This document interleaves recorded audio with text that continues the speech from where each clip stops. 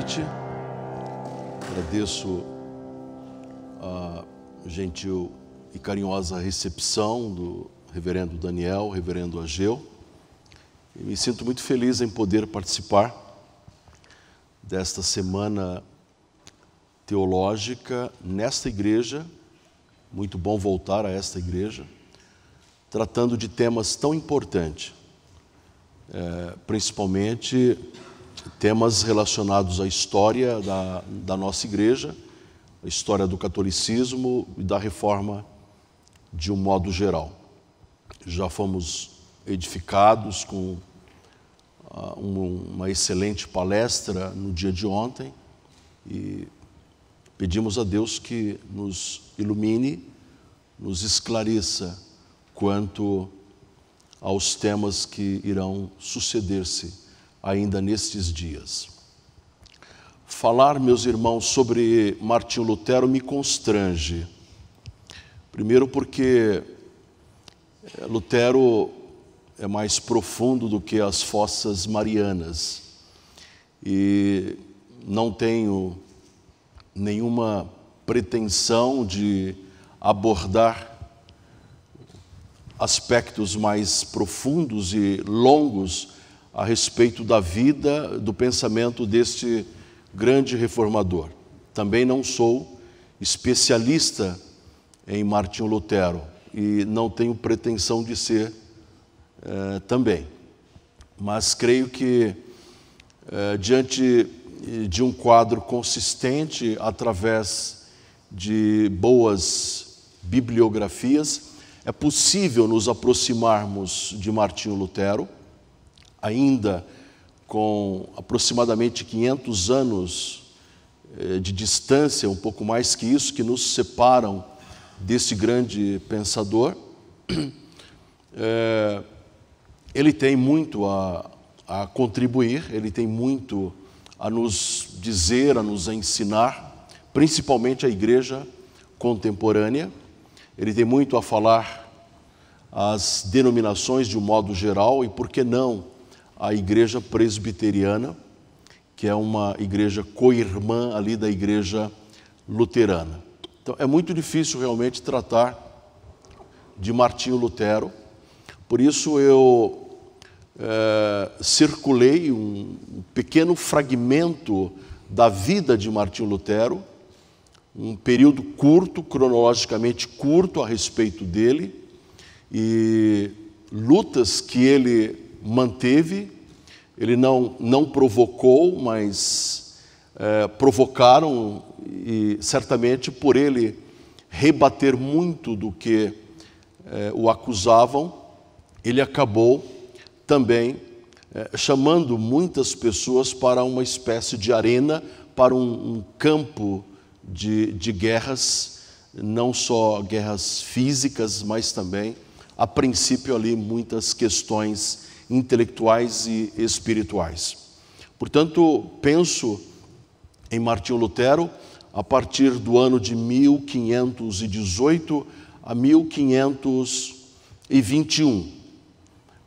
E dentro desse período quero destacar alguns embates, algumas lutas que Martinho Lutero teve que enfrentar para dar prosseguimento à sua trajetória como grande homem da época. Não era reconhecido ainda como um grande homem, mas em pouco tempo a Alemanha, a Itália, a França, a Suíça, os Países Baixos perceberam a grande importância daquele servo de Deus. A origem de Martinho Lutero, ela nos chama muito a atenção porque é uma origem comum de um camponês, de um alemão que não tinha recursos. A família de Martinho Lutero não possuía recursos e, saindo de Eisleben, Lutero muito cedo foi para Mansfeld, e nessa cidade o pai parece que teve um pouco mais de condições, conseguiu comprar e alugar ali fornos e começou a tratar com mineração. Parece que ele consegue algum capital e ele vai empreender esse capital. O pai de Lutero era um homem que tinha pouco conhecimento, mas o suficiente para entender que era fundamental oferecer ao seu filho mais velho as condições mínimas para que Lutero pudesse então desenvolver. E Lutero, nessa cidade, ele tem ali um período de formação dele, ele passa alguns anos, talvez cerca de até 1501, ele já ultrapassa aquela fase da adolescência, mas ele conta que ainda muito jovem, ele já frequentava escolas severas, e nessas escolas severas, ele deveria passar por uma grande preparação, e passou por grandes preparações, inclusive no conhecimento do latim, porque ele chega a dizer que estudou na famosa gramática de Donato, uma gramática que provavelmente o próprio Jerônimo, lá por volta de 406, havia utilizado, ou antes mesmo disso. Ele passa algum período em Magdeburgo, Eisenach, e finalmente Martinho Lutero chega em Erfurt. É nessa cidade, uma cidade considerada como uma pequena Roma, que ele tem ali a sua formação em filosofia já havia acontecido. Ele é bacharel em filosofia, é um adolescente com uma grande capacidade, Martinho Lutero, e ele vai fazer 1 ano e meio de direito naquela faculdade de Erfurt, e é a partir daí que ele tem a experiência da tempestade. Ao retornar, ele abandona a faculdade de direito e começa então o seu trajeto como noviço, depois de 1 ano fazendo todo tipo de trabalho naquele ambiente entre os agostinianos. Martinho Lutero, ele vai galgando funções, é subdiácono, diácono, e depois ele acaba sendo ordenado sacerdote. Então essa trajetória vai até 1507, 509, ele é sentenciário porque ele precisa ensinar as sentenças de Pedro Lombardo. Ele é um grande estudante de Guilherme de Ockham, ele conhece bem Gabriel Biel, ele conhece Tomás de Aquino, porque ele deu aulas, pelo menos 1 ano de aulas de ética em Aristóteles, e certamente ele utilizava todos aqueles elementos da tomística e do aristotelismo. Foi nesse período que ele tem uma experiência muito grave, quando ele vai até Roma e não se sente bem, porque aquilo que ele viu em Roma não era exatamente o que Martinho Lutero esperava, e ele volta muito desanimado, muito decepcionado com tudo aquilo que ocorreu. Ele foi com uma missão, era tratar de uma questão que estava dividindo os mosteiros agostinianos. Ele foi nomeado para tratar dessas questões junto com as autoridades em Roma, mas ele volta muito decepcionado, porque tudo aquilo que ele enxergou, tudo aquilo que ele viu, não era compatível com as expectativas, com a cidade dourada, a cidade das 7 colinas, ali a sede do papado. E então, lá por volta de 1512, Lutero, ele já assume uma cátedra na pequena Universidade de Wittenberg. Essa universidade já estava organizada desde 1502, e o grande Frederico Sábio havia chamado Martinho Lutero através de Johannes Staupitz, que era um grande líder de Martinho Lutero, inclusive um líder dos agostinianos, e esse homem o encaminhou, o indicou para essa universidade. E aí Lutero começa a trabalhar, ele vai fazer as suas preleções, as suas leituras bíblicas, ele começa a tratar de leituras bíblicas, e ele tem muito apreço pelo texto de Salmos, ele tem muito apreço por Romanos, por Gálatas e por Hebreus.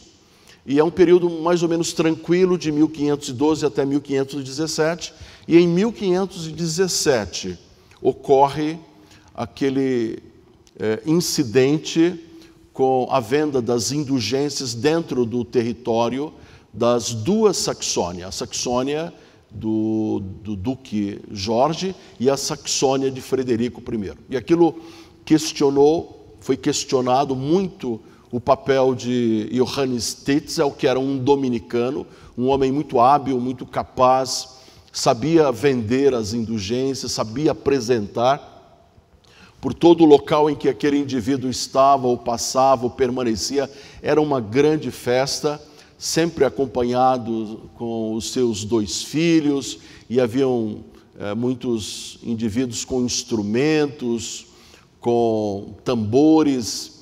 Era uma festa, né? Uma espécie de parada em que todas as pessoas procuravam aquele momento, porque sabia que o emissário do Papa, alguém comissionado, estava ali, representantes da família Fugers, que era uma família muito poderosa, uma família de banqueiros. Era um grande atrativo. E as pessoas ansiavam pela compra das famosas indulgências. E Lutero, então, percebendo tudo aquilo, já entendendo a Escritura nos seus fundamentos, já se desassociando do ocamismo, já se desassociando também do tomismo, de velhas concepções aristotélicas, daquele modelo, daquela filosofia que já não era mais compatível com o pensamento teológico dele. Ele praticamente só vai para a sua escrivaninha e consegue ali rapidamente escrever 95 proposições que são afixadas na porta, lá por volta do meio-dia, da Igreja de Todos os Santos, justamente no 31 de outubro de 1517, às vésperas do dia de Todos os Santos. Evidente que era uma grande oportunidade, era uma estratégia que Martinho Lutero estava criando, porque ele estava convidando as pessoas para o debate, para a discussão sobre aqueles temas, né? Ele não atacava diretamente o Papa, ele não atacava diretamente as indulgências, mas ele atacava aquele modelo de compras de perdão. Ele atacava a índole daqueles vendedores de indulgência. Ele atacava a maneira como a igreja estava arrancando aquilo que o homem comum, o camponês, tinha, aquilo que ele havia economizado, e isso era levado para a própria extravagância dos prelados católicos, dos potentes senhores da igreja, os cardeais e o próprio Papa. Então tudo aquilo incomodava muito Lutero. Os autores entendem que Lutero não tinha a ideia, a dimensão do que aquelas teses iriam provocar, mas realmente inesperado que as teses provocaram, porque rapidamente as teses foram traduzidas, alguém passou, entendeu, leu, compreendeu, copiou, mandou para uma gráfica, e autores falam que em 15 dias aquelas teses haviam sido como distribuídas por anjos, lançadas em praticamente toda a Alemanha, e fora da Alemanha as pessoas já estavam entendendo. É evidente que aquilo que Lutero estava fazendo, ele não tinha a dimensão dos acontecimentos, das consequências, dos desdobramentos, e provavelmente a intenção naquele momento de Lutero não era dividir a igreja, não era causar alguma ruptura ou rasgar, né, a capa que não poderia ser rasgada da igreja. Mas, como o próprio Lutero entendeu, ele disse que ele era como um animal com vendas, e por algum tempo o Senhor não permitiu que ele enxergasse nem à direita nem à esquerda, mas que ele deveria caminhar para frente. Então é como se uma mão o empurrasse cada vez mais para que aquilo tudo fosse acontecendo. E com as teses sendo colocadas e a disputa sendo anunciada, é evidente que Tetzel já ficou um pouco mais afastado, já não pôde mais entrar na Saxônia, mas mandava os seus emissários. Atravessavam os rios, os homens e mulheres da Saxônia, e iam até esse vendedor de indulgências. Aqui começa um momento muito especial na vida de Lutero, talvez não esperado também por ele. Provavelmente ele não imaginava as consequências de tudo aquilo, mas era, como ele próprio dizia, a mão do Senhor estava o empurrando, não sabia exatamente aonde ia chegar. Mas a conta veio, e veio muito rápido, porque começaram a ler as 95 teses e começaram a questionar. Autores vão dizer que a refutação das 95 teses era uma refutação ao pensamento aristotélico, aquelas estruturas filosóficas teológicas que foram desenvolvidas, né, pelos pensadores da Baixa Idade Média, os escolásticos, e certamente Lutero já estava compreendendo, entendendo, segundo ele, para se entender perfeitamente, para se crer, para se viver a teologia, era necessário deslocar a filosofia e deslocar a filosofia aristotélica, assim como também ele já começava a se desprender do pensamento de Guilherme de Occa.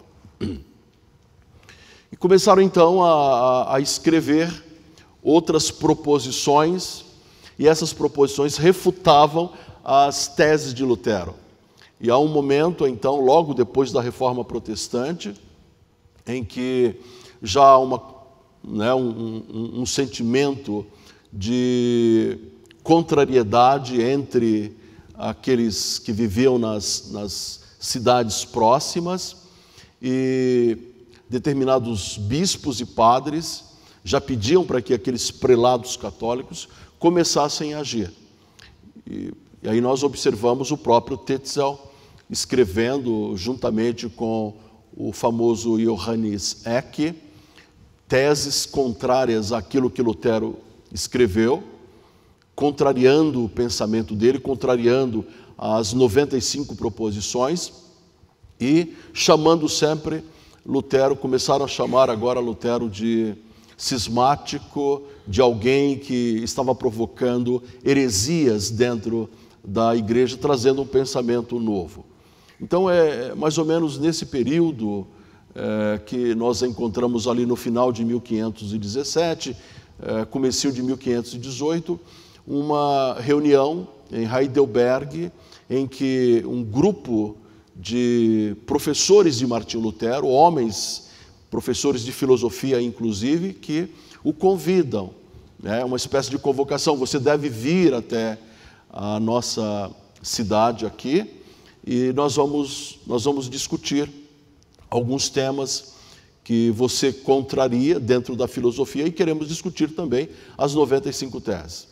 Não há muitos detalhes sobre esse embate em Heidelberg, mas Lutero foi, e ali ele teve a oportunidade de mostrar o quanto ele havia já crescido em termos intelectuais, ele já havia crescido também em termos doutrinários, já um amadurecimento maior, depois da repercussão que as teses provocaram.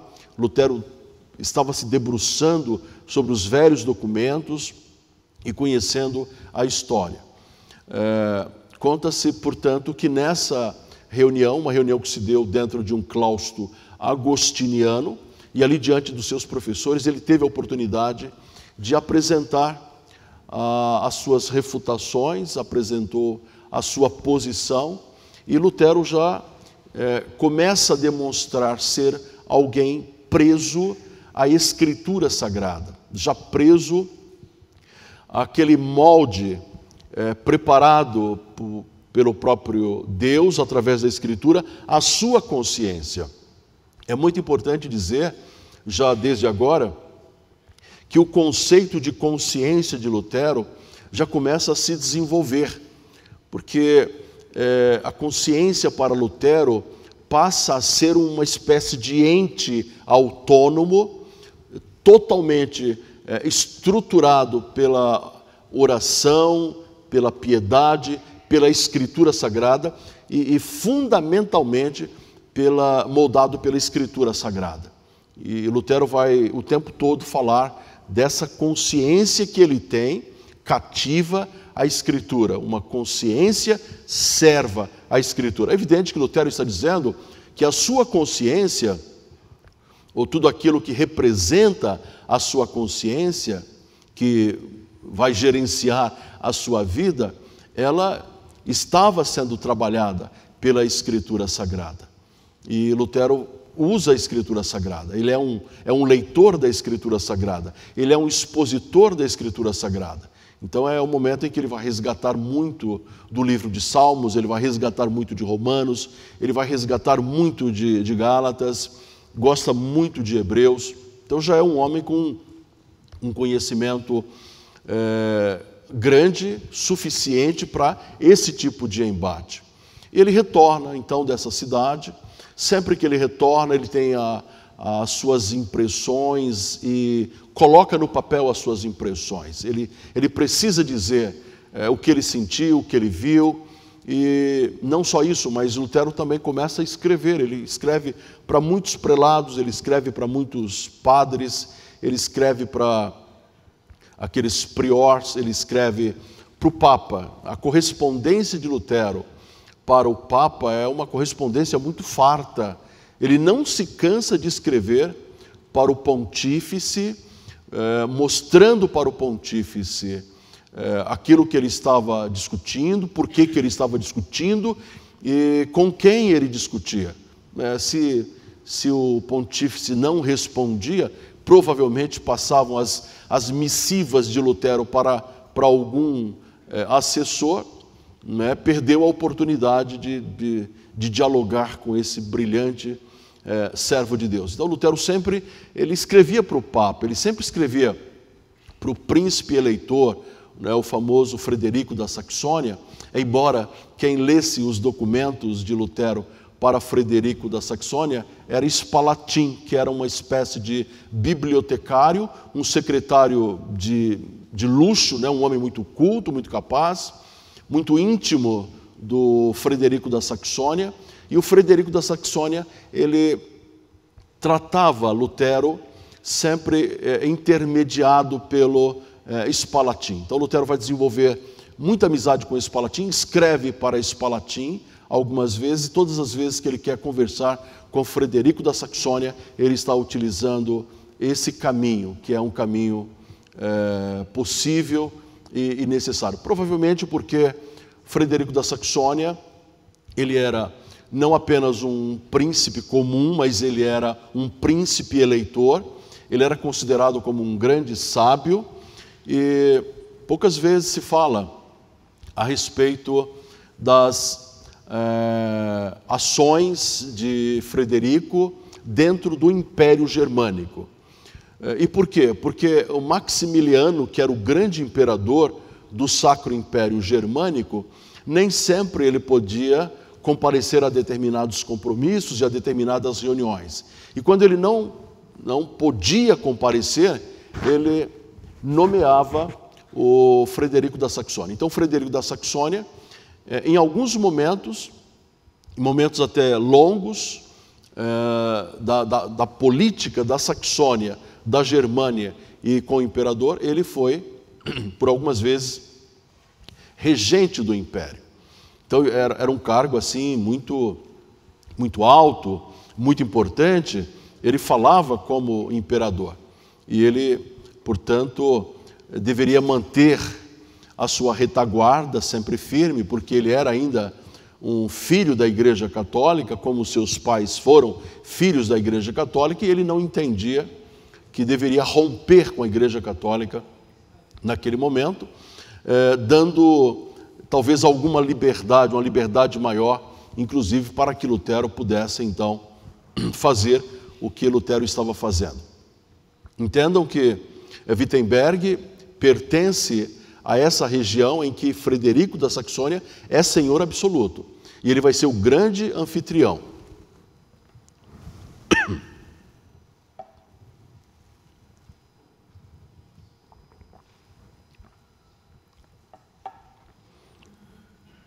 e ele vai oferecer todos os meios para que Lutero fosse resguardado, protegido, cuidado, para que não acontecesse nada. Mas era muito para ele já se declarar assim uma espécie de discípulo das doutrinas luteranas. Então ele mantinha-se a uma certa distância. Mas os temas começaram a se multiplicar, a antipatia ao mongezinho, né, começou a crescer, começa-se a falar muito das novas ideias, as teses já estavam espalhadas praticamente por toda a Europa, já estavam incomodando, os núncios papais já não tinham muita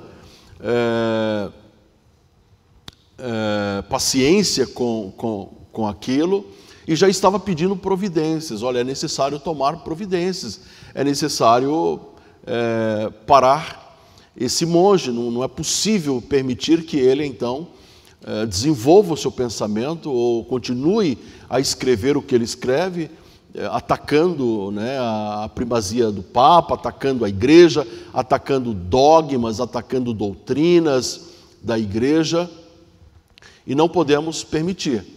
E é óbvio que Lutero destoava completamente de tudo que estava à sua volta. Todas aquelas cidades eram cidades muito antigas, cidades com dezenas de claustros, mosteiros, conventos, igrejas, universidades. Ou seja, o catolicismo, como Erfurt, era considerada como uma pequena Roma.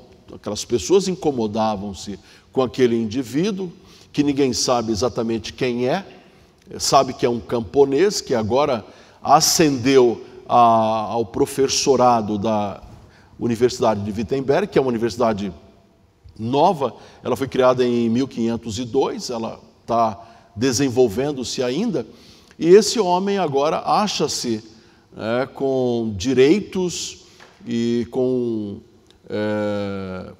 não se sabe exatamente com que autoridade, falando da igreja, falando do Papa, falando dos meios de arrecadação da igreja, e aquilo incomodava. É evidente que o papado vai questionar, e o Papa vai mandar um legado. Esse homem é um homem muito culto também, ele é uma espécie de primaz, ele é um líder dos dominicanos, ele é um cardeal e é italiano. O seu nome anteriormente era Tiago, mas ele apreciava tanto o pensamento de Tomás de Aquino que muda o seu nome para Tomás.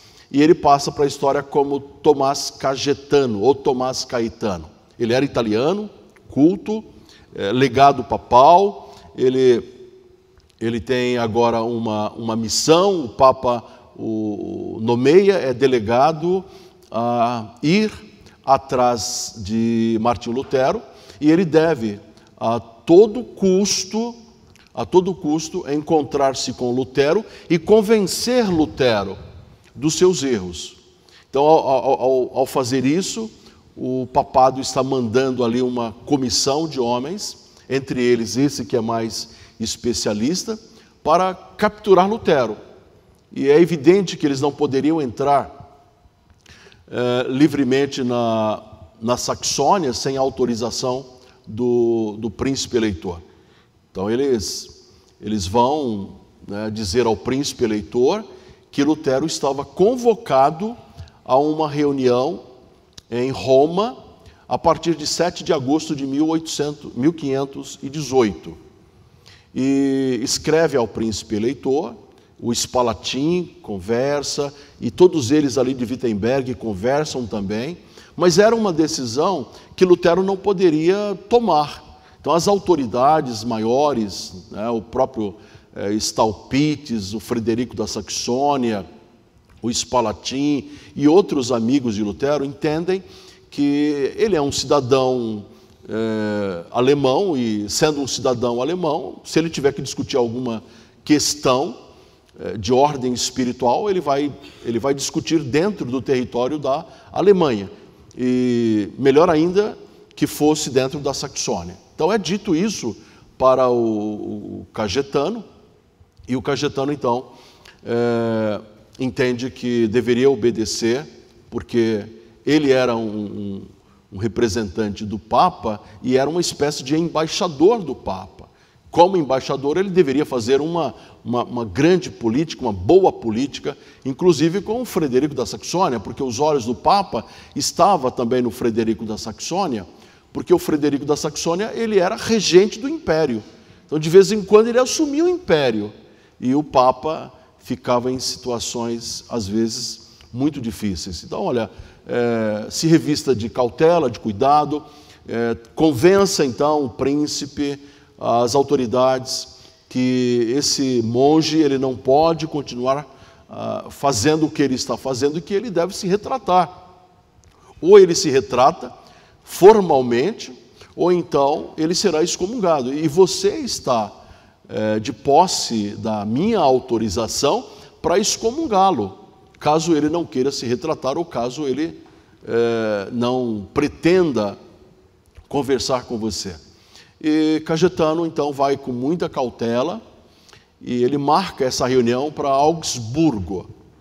E é interessante que a data dessa reunião, que vai ser lá por volta de outubro, se eu não me engano, de 1518, e estrategicamente vai ser nessa cidade, porque o Cajetano deveria ir também a uma dieta imperial que estava acontecendo em Augsburgo.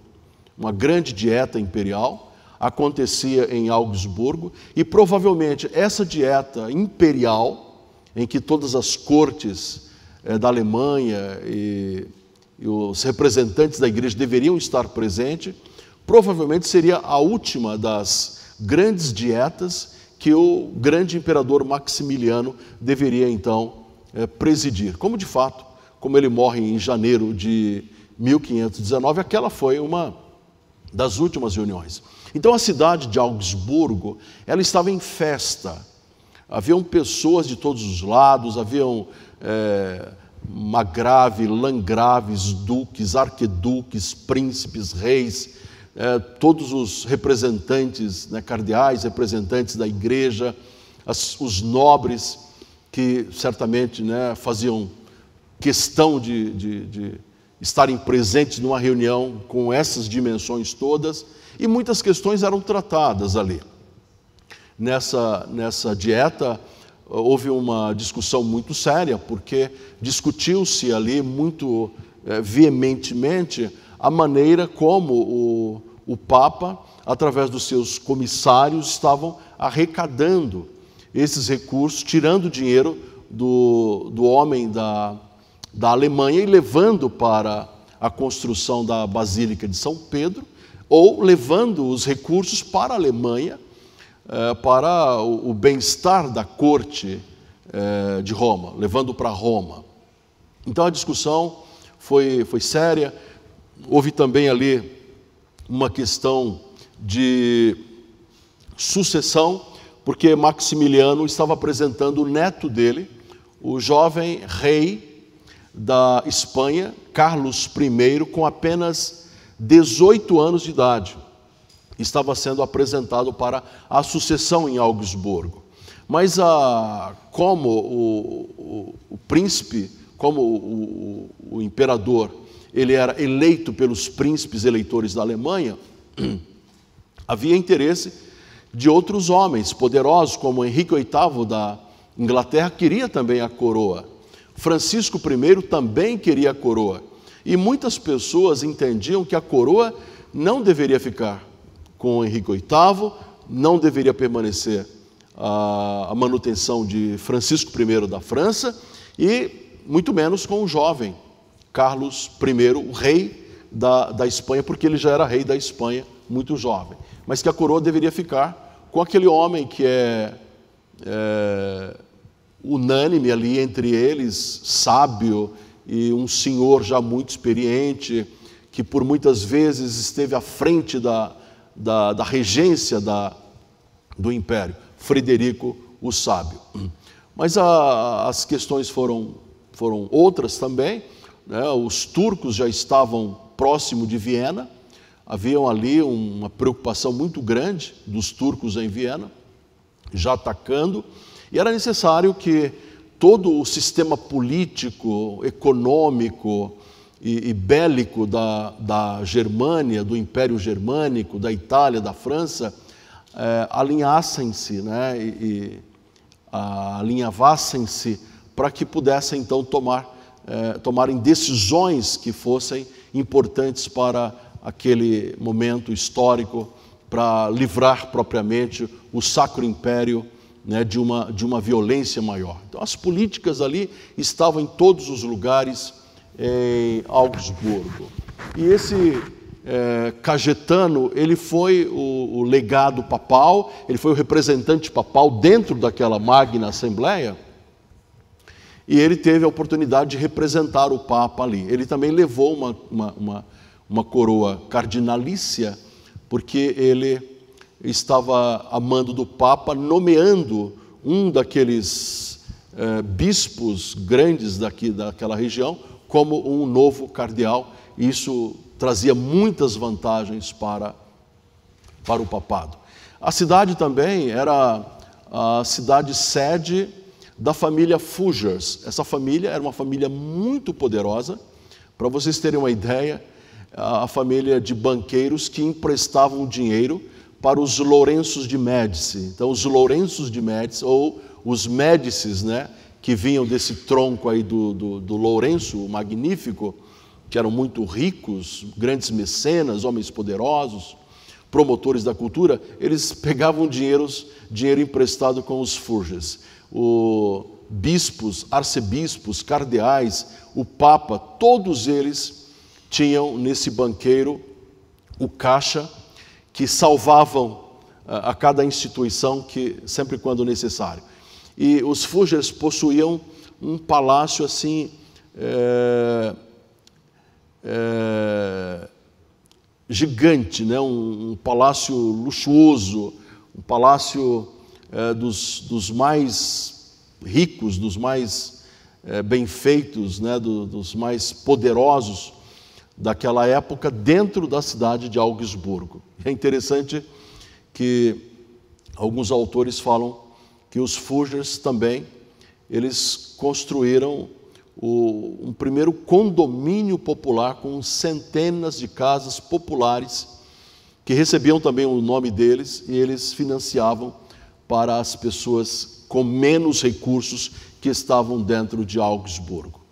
A dieta se desfez, o Cajetano fez lá todas as suas tratativas e ele fez todas as políticas, e quando praticamente todos já haviam partido, Lutero chega. Lutero chega e Lutero vai ser recepcionado, assim como o Cajetano, dentro do palácio do poderoso Fugger. E há um ambiente em que eles vão discutir temas relacionados aos pensamentos de Lutero, principalmente aqueles pensamentos que eles consideravam como pensamentos heterodoxos ou desviantes. Então os Fugers prepararam lá um ambiente, provavelmente um grande ambiente, e colocaram aquelas duas potências ali, né? Aqueles dois homens frente a frente. Ninguém sabia ainda quem era Lutero e o que Lutero era capaz de fazer. Mas, então, antes daquelas entrevistas, do choque propriamente dito, é dito que o Cajetano, ele convoca o Urbano Serralonga, que é uma espécie de assessor, e ele vai aparelhar esse indivíduo e dizer: olha, você deve procurar Lutero e procure dizer a Lutero como ele tem que se comportar. Que o que eu quero aqui, rapidamente, é que simplesmente ele se retrate daquilo que ele fala, daquilo que ele escreve. E, de fato, Serralonga tem um encontro com Lutero. Ele vai, cheio de protocolos, dizer: olha, quando você se aproximar de Cajetano, você deve se encurvar, né? Se necessário, você deve quase encostando a cabeça ao chão, seja muito educado, seja respeitoso, né, com o Cajetano. E para resolver o problema, Martinho Lutero, é só você retratar, E Lutero, então, entendeu, ele percebeu que ali havia uma certa armadilha e que ele deveria ter cuidado. E começaram, então, os encontros. E isso é extremamente didático e pedagógico. Pena que a gente já não consegue mais essa estrutura, né, para os nossos dias. Quando há, assim, muitas divergências, reunirmos, às vezes em concílio acontece, mas não uma reunião como esta, com alunos ali, com assessores ouvindo e percebendo o que estava acontecendo. E eles estão frente a frente e vão se chocar. Então Lutero, que ainda é bem desconhecido, é um camponês, ele é doutor em teologia, mas é um jovem doutor em teologia, ele é professor de Bíblia em Wittenberg, ele contestou toda aquela estrutura da Igreja Católica, escreveu a muitas pessoas, escreveu documentos, escreveu ao Papa, e agora está diante de Cajetano. O primeiro dia foi um dia em que Cajetano tratava Lutero como um filho. Ele o chamava de filho. Então era um homem italiano, esperto, cardeal, ainda que aquela primeira delegação dele, né, foi a primeira delegação dele, mas ele já era um homem muito tarimbado. E ele então trata Lutero com alguma simpatia e entram em temas ali, temas sérios, que diz respeito às doutrinas da igreja, aos dogmas, diz respeito à teologia da igreja, e eles discutem naquele dia, e Lutero sempre utilizando a Escritura Sagrada, falando da palavra de Deus, mas Lutero não recuava. Então ele percebe que Lutero é um adversário muito duro, é um adversário com conhecimento de latim aprofundado, ele conhece os pais da igreja, ele conhece as bulas da igreja, ele conhece o código canônico da igreja, ele conhece a estrutura papal. E Cajetano vai se irritando, ao ponto de chamar o Johannes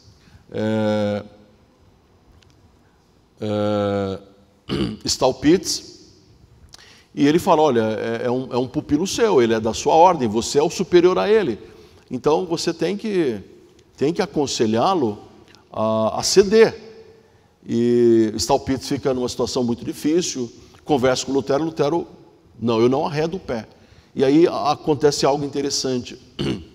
O Staupitz desobriga Lutero da ordem, né, dos compromissos que Lutero tinha com a ordem dos agostinianos. Naquele momento, Lutero deixou de ser um monge agostiniano, né? A ordem foi retirada dele, aquele compromisso que a ordem exigia foi retirado, e foi dentro de uma formalidade. Houve uma formalidade, o Staupitz dirigiu aquilo de uma maneira protocolar, e Lutero não era mais o seu menino, não era mais o seu discípulo, ele não era mais um monge agostiniano. E ele tinha certamente os seus motivos, o Staupitz, porque ele estava entendendo que a disputa iria perdurar muito e que Lutero não seria um osso muito fácil de roer, e que aquilo poderia arranhar a ordem dos agostinianos lá da região de Wittenberg e de outras áreas em que o Staupitz era o grande líder. Portanto, agora Lutero está desobrigado, ele pode fazer o que ele entender em termos de teologia, em termos de respostas intelectuais, e de fato a briga continua, são disputas, são 3 dias de disputa, até que Cajetano diz: olha, eu não quero mais discutir com esse homem, né? Parece uma besta, né? Ele não quer chegar a um acordo, e E realmente, né, infelizmente, nós não temos aqui o conteúdo das discussões, mas geralmente eram temas ligados à teologia. E no segundo dia, Lutero percebeu algo assim interessantíssimo. As discussões estavam se prolongando muito, né, o homem não parava de falar. Aí Lutero foi a um notário, contratou o notário. Esse camarada, esse indivíduo era de cartório, e agora Lutero, arcando com as despesas, as discussões todas deveriam ir para a ata. E Lutero, ele como ninguém, ele vai usar esse artifício de documentar. Ele vai escrever atas, as atas vão ser registradas. E depois ele faz relatórios. Os relatórios serão enviados para as autoridades.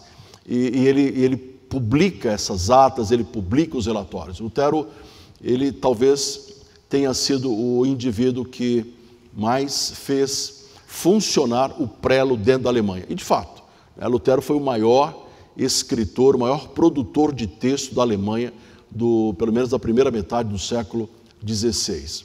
E aquela situação foi se encaminhando para um fechamento muito trágico, porque Cajetano já estava programando capturar Lutero, prendê-lo e levá-lo à força, talvez até às escondidas para Roma. E essa trama diabólica chegou aos ouvidos de Staupitz, chegou aos ouvidos de Lutero, e Lutero, sorrateiramente, à noite, através de uma fenda no muro, ele saiu, pegou um pequeno animal que já estava preparado lá por alguns amigos dele, e ele vai trotar, pelo menos a noite inteira, sem bota, sem os seus apetrechos de viagem, e vai chegar a Wittenberg. E ao chegar em Wittenberg há uma grande festa ali, porque sabiam que estavam pretendendo levá-lo a Roma, e em Roma certamente eles deveriam matar o jovem pensador da Reforma Protestante. Então esse momento é um momento de inflexão na Reforma Protestante. Por quê? Porque Cajetano, com todas as suas argumentações, com todo o seu conhecimento, ele não se sustenta diante da Escritura Sagrada. Então, a um certo ponto, ele começa a gritar, ele grita, né? E o argumento dele é esse, tentando convencer. A história diz que Lutero também vai gritar, mas que, por fim, não há um acordo entre eles ali, né? A situação não ficou muito boa, e Lutero, finalmente, ele consegue voltar. Isso ficou muito, muito ruim para as autoridades católicas, porque entenderam que Cajetano não fora um bom embaixador. Ora, não foi para isso, né? O rapaz teve que sair fugido à noite, né? Não era para isso que nós te mandamos para Augsburgo. Você deveria resolver esse problema. Resolveu outros, mas esse problema não resolveu. E, de fato, Cajetano voltou muito frustrado. Ele escreve para o Frederico da Saxônia, que é o anfitrião de Lutero, e ele diz: olha, esse indivíduo não pode permanecer aí. O seu brilho vai se tornar opaco se o senhor manter Martinho Lutero dentro da sua jurisdição. Então é necessário que o senhor o encaminhe. E fizeram uma grande pressão. Frederico mostra o documento para Spalatin, Spalatin manda o documento para Lutero, Lutero responde aquele documento muito tristemente, e por muito pouco, Frederico da Saxônia, com todos aqueles compromissos políticos, não obriga Lutero a sair. Lutero já estava praticamente se preparando para fugir para a França, diante da não aceitação mais dele ali dentro de Wittenberg. Mas a providência agiu, né, e o cenário vai se modificar. Como é que o cenário se modifica? O cenário se modifica quando chega uma carta de Frederico da Saxônia dizendo que não, que Lutero deveria continuar ali em Wittenberg e deveria continuar fazendo o que ele realmente sabia fazer, o que ele estava fazendo. E o cenário muda porque em janeiro de 1519, o Maximiliano morre. O grande imperador morre. E ao morrer o imperador, é preciso nomear, é preciso eleger o substituto. Mas nesse ínterim, quem entra como o regente do Sacro Império, quer dizer, é o homem que domina todo o Sacro Império, é o Frederico da Saxônia, o sábio. Então Frederico agora, como senhor do Sacro Império, ainda que regente, ele vai preparar todo o caminho para que ocorra então uma eleição, que ele é candidato, né, que ele pode ser eleito o imperador, mas que deve acontecer algum tempo depois. E é evidente, o Papa, que está, através dos seus núncios, dos seus prelados, forçando o Frederico a expulsar Lutero das terras da Saxônia, agora ele é mais cuidadoso, porque não é simplesmente o príncipe eleitor da Saxônia, ele é o príncipe eleitor e regente do império. E certamente o Papa tem muito a ganhar. E os irmãos sabem que o Papa, nessa época, é João de Médici, ele é filho do Lourenço de Médici. E ele passa para a história como Leão X. Ele, de Papa mesmo, ele não entendia muita coisa, mas era um homem poderoso, gostava muito de artes, gostava de financiar a cultura, gostava de caças, mas ele precisa resolver esse problema. Então, esse período de começo de 1519, a providência sufoca aquela animosidade daquelas pessoas que queriam a todo custo destruir Lutero, e Lutero tem um tempo para respirar. Lutero tem tempo para respirar, e vai respirar algum tempo, vai escrever, continua escrevendo, até que lá por volta de 27 de junho do ano de 1519, Lutero é citado agora para comparecer numa região lá, numa cidade, e agora ele vai enfrentar nada mais do que o maior teólogo da Alemanha, que é o famoso Johannes Eck. Eck era 3 anos mais novo que Lutero, era um grande latinista, um homem com uma cultura enorme, um conhecedor de história, conhecedor de teologia. Ele dominava realmente toda a arte, e ele gostava muito de dizer que não havia na Alemanha nenhum adversário que poderia enfrentá-lo. E ele havia passado sobre, como um rolo compressor, em pelo menos 8 a 9 grandes contendores ali dentro da Alemanha. Então esse homem, ele agora é convocado, e ele deve receber o Martinho Lutero em Leipzig. Então Lutero agora deve ir a Leipzig.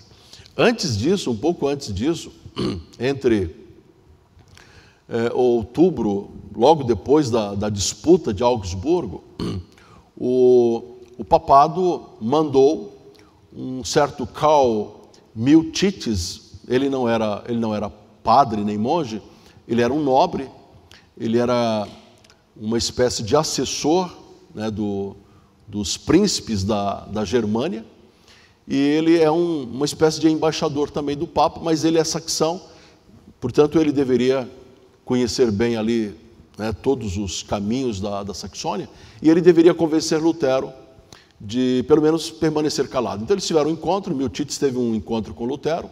Nesse encontro, um pouquinho antes dele, o Miltites conversou com o Spalatin.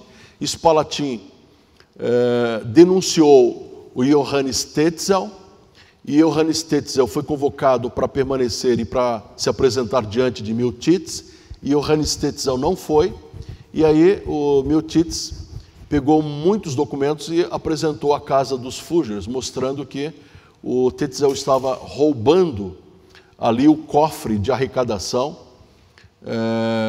cujos recursos, uma parte das arrecadações na venda das indulgências deveria ir diretamente para a casa bancária dos Fugers.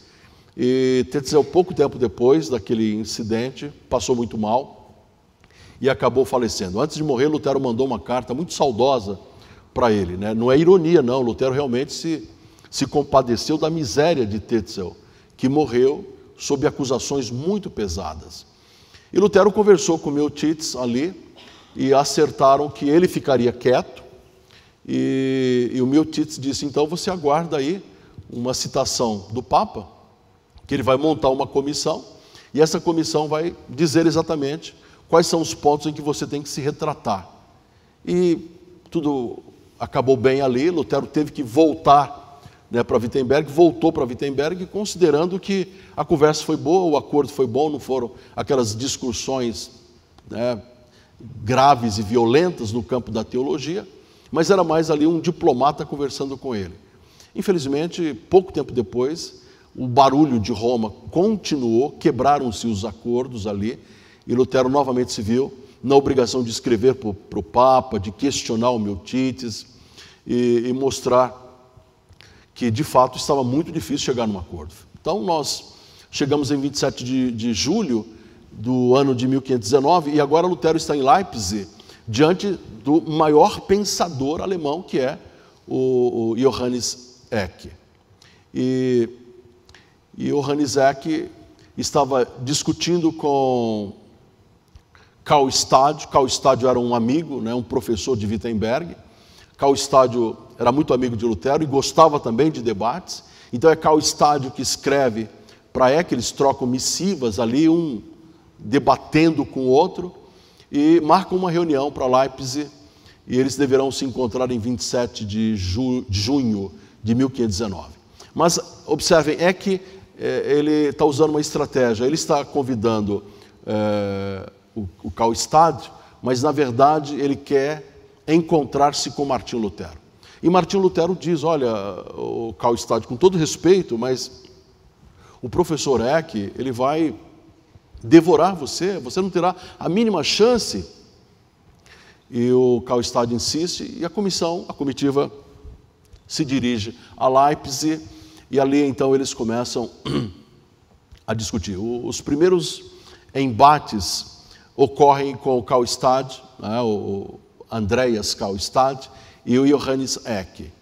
E os observadores, os escritores dizem que o Karl Stadio, ele tinha algum problema, né, em memória, ele tentou levar muitos livros, mas não foi permitido consultar os livros, ele sempre queria buscar nas glossas ali algum tipo de comentário, mas por fim não foi possível, né, chegar a um acordo, então tinha que usar apenas ali o conhecimento de cada um.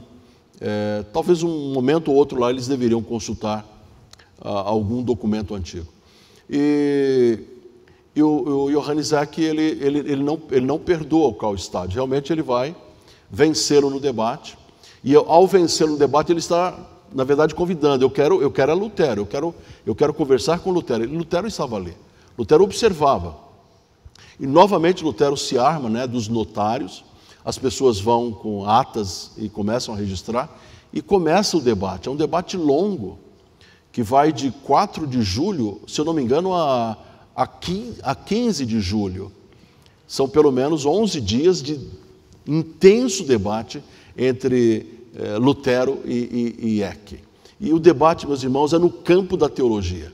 Então vejam, é a teologia católica diante daquela teologia nova, aquela teologia que está começando, é muito antiga, mas ela está se despertando, desabrochando ali com Martinho Lutero.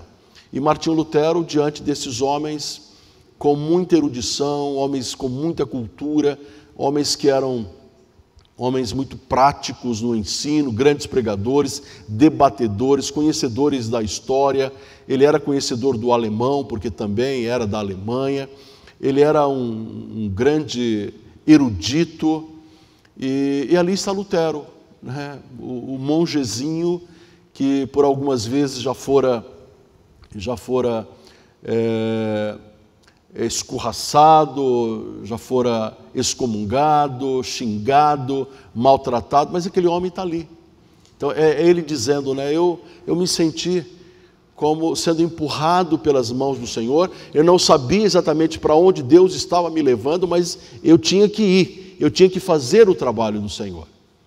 E Lutero era muito hábil. Tudo que ele produzia, né, os comentários, as discussões, alguém estava anotando, fazendo relatórios. E ele mandava isso para o prelo. O prelo imprimia e rapidamente, né, essas palestras de Lutero se esparramavam por todo lugar. E foram dias muito árduos ali, difíceis. Lutero chegou a dizer: olha, o senhor passa pelas Escrituras como uma aranha passa sobre as águas. O senhor foge da Bíblia como o Satanás foge da cruz. E o mestre Johannes Eck, então, ele vinha com todas aquelas argumentações dialéticas, apresentando lá as teses, subteses, e apresentando todos os grandes pensadores. E Lutero dizia, elogiando o senhor, doutor Eck, cita com muita habilidade Agostinho, o senhor cita São Jerônimo, o senhor citou Boaventura, e sua conclusão é essa, mas observe o que o apóstolo Paulo diz aqui na carta aos Romanos, o que o apóstolo Paulo diz aqui na carta aos Gálatas. Então, os observadores e os historiadores dizem que com argumentos simples, argumentos bíblicos, usando a Escritura Sagrada, Lutero ia demolindo o pensamento de Eck. E, por fim, aquela reunião é encerrada e ficou, aquela dúvida, quem teria vencido o debate. O mestre Eck foi ovacionado na cidade, fizeram vários jantares para ele ganhou títulos, ganhou prêmio, e Lutero acabou voltando para Wittenberg. E se perguntasse, algumas pessoas diriam: não, o mestre Johannes Eck venceu. Outros diziam: não, quem venceu foi Lutero.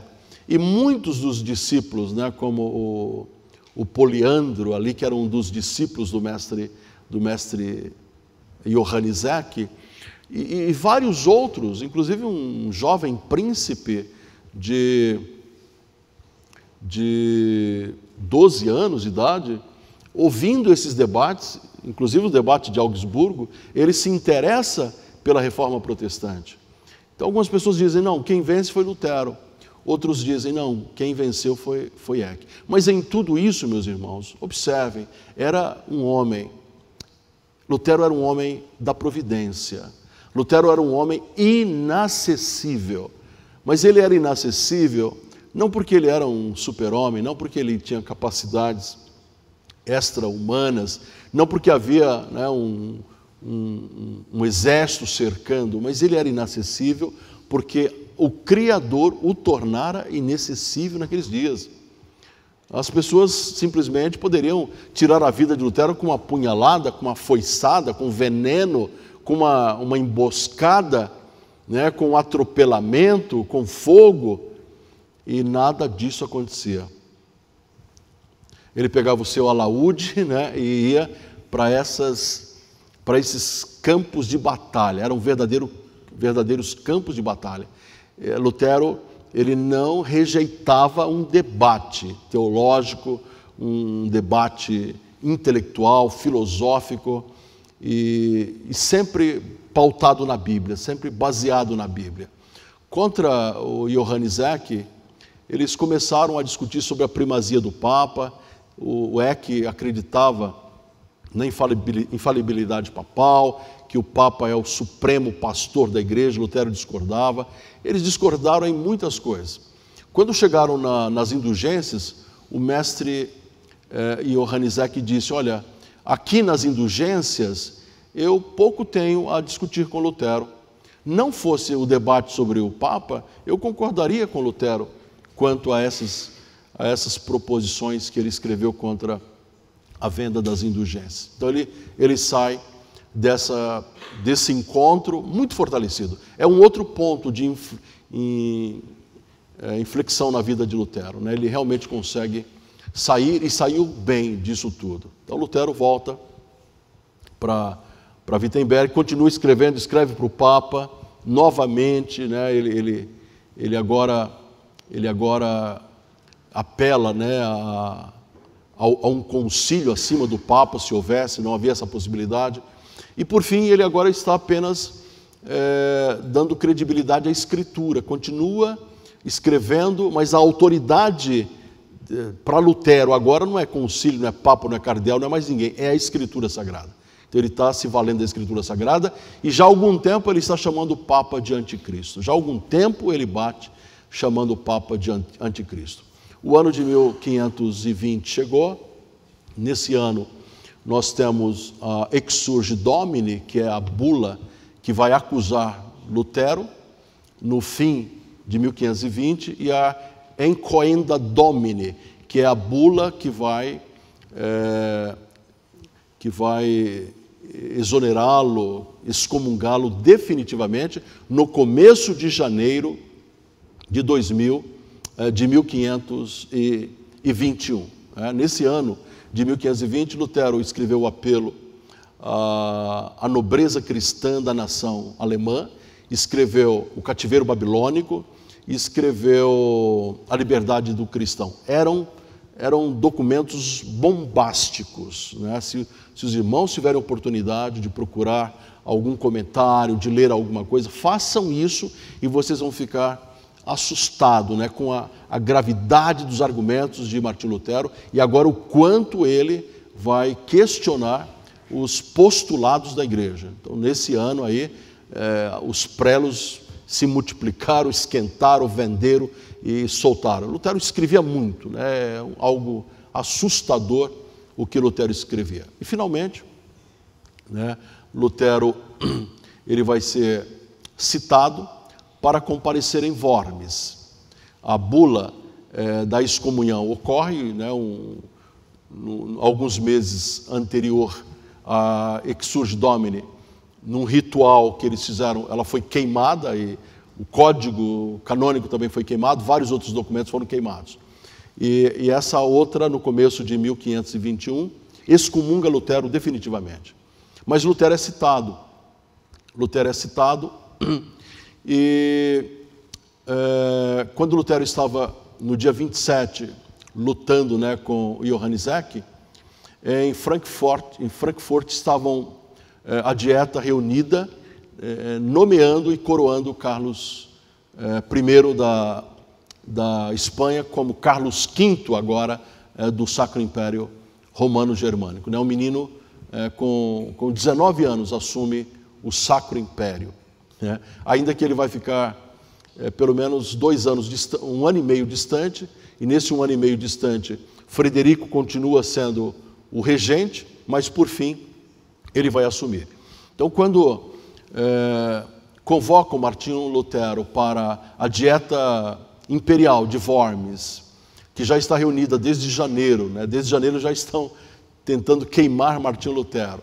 Lutero é convocado no dia, nesse período ele vai, e ele chega finalmente em Worms no dia 17 de abril. Um pouco antes, no dia 17 de abril, ele se apresenta diante daqueles homens. É uma viagem épica. São 480 quilômetros. E falam, Lutero, você não pode ir, porque mataram John Hus em Constância e vão te matar. E Lutero fala, não tem problema, se o fogo começar no chão e até o céu, eu vou atravessar a boca desse Leviatã e ninguém vai me impedir. Quando Lutero está se aproximando de Worms, Spalatin, seguindo a orientação de Frederico da Saxônia, diz, Lutero, o príncipe pediu para que você não entre em Worms. E Lutero, se demônios em número, ao número das telhas de Worms, que eu vou encontrar daqui até lá, se colocarem contra mim, ainda assim, eles não poderão me impedir de chegar até Worms. Então, quem é que pode com um homem desse? É um homem comum, é um alemão, filho de camponês, feito de carne e osso, com as suas debilidades, as suas fraquezas, né? Solteirão lá, com 38 anos de idade, mas que sabe que tem que cumprir aquela missão, porque essa missão é a missão do Senhor, que o Senhor propôs a ele.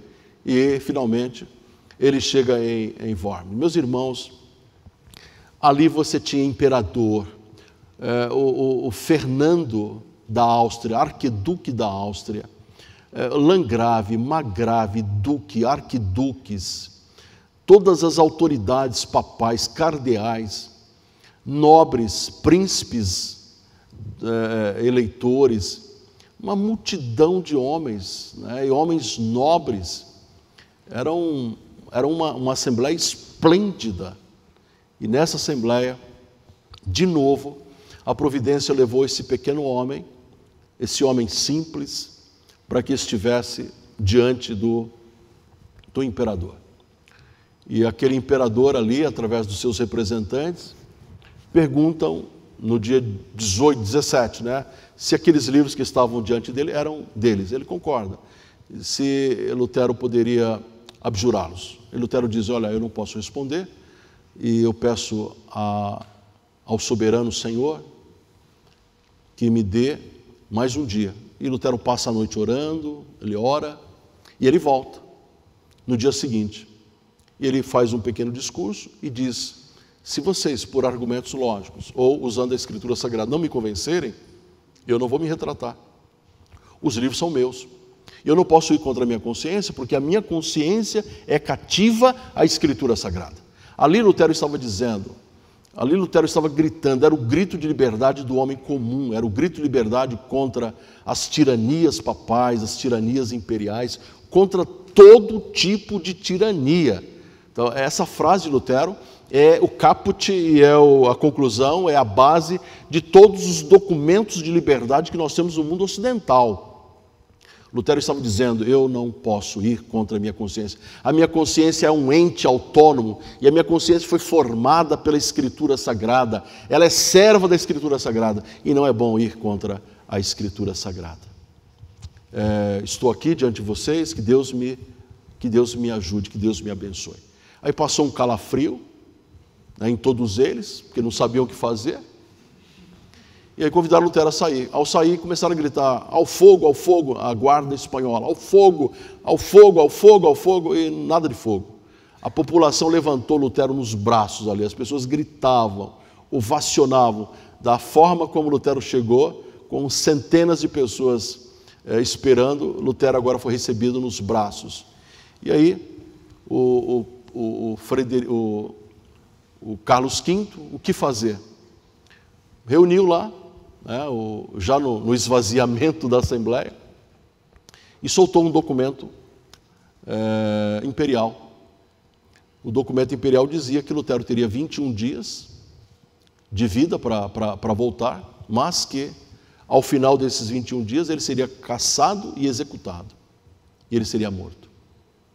E Lutero, então, com esse salvo-conduto, ele volta. Ao voltar, ele é capturado por 5 soldados, a mando de Frederico da Saxônia, que o joga dentro de um castelo em Waterburgo, que ficava perto de Eisenach, a cidade dos seus pais. E nesse castelo em Waterburgo, em menos de um ano, o Cavaleiro Jorge, né, não é mais Lutero, é o Cavaleiro Jorge, ninguém sabe que ele é Lutero. Barbas, cabelo, roupas diferentes, né, tudo roupas que os homens usavam normalmente, não mais o hábito agostiniano. E esse homem incrível, ele vai fazer uma proeza, ele vai traduzir o Novo Testamento, usando o texto de Erasmo de Roterdã, o texto de 1519 do Novo Testamento, e ele coloca em 12 semanas todo o Novo Testamento para a língua alemã. É o inventor da língua alemã. Já havia língua, o alemão alto, o alemão baixo, haviam outras versões da Bíblia, mas nenhuma delas originalmente tratadas do grego e do latim. Lutero colocou na Alemanha a sua Bíblia, que depois, em 1534, foi fechada completa, inclusive o Novo Testamento, inclusive o Antigo Testamento. E com isso Lutero dá à Alemanha uma língua, e ele dá liberdade a um povo, e ele lança os fundamentos, né, de uma teologia que fora pregada anteriormente, esquecida e agora sob camadas, as camadas são removidas e há uma restauração ali. E é agora a Escritura regendo a vida, todas aquelas doutrinas papais sendo colocadas de lado, uma nova igreja sendo constituída, e é o início, portanto, do movimento reformado, do movimento luterano, que vai ganhar o título de protestante na Dieta de Spira em 1529, que alcançou Zwinglio, alcançou Calvino, alcançou Eduardo VI na Inglaterra, a Nova Inglaterra, e tem nos alcançado. Então, é o que eu tinha para colocar para vocês. A luta desse homem, exatamente como eu e vocês, mas é diferente. Eu não sei como esse homem é diferente, mas ele é diferente. Mas é o homem da providência. Então, são essas algumas pequenas lutas. São algumas pequenas lutas de Martinho Lutero. Que o Senhor nos abençoe. Amém.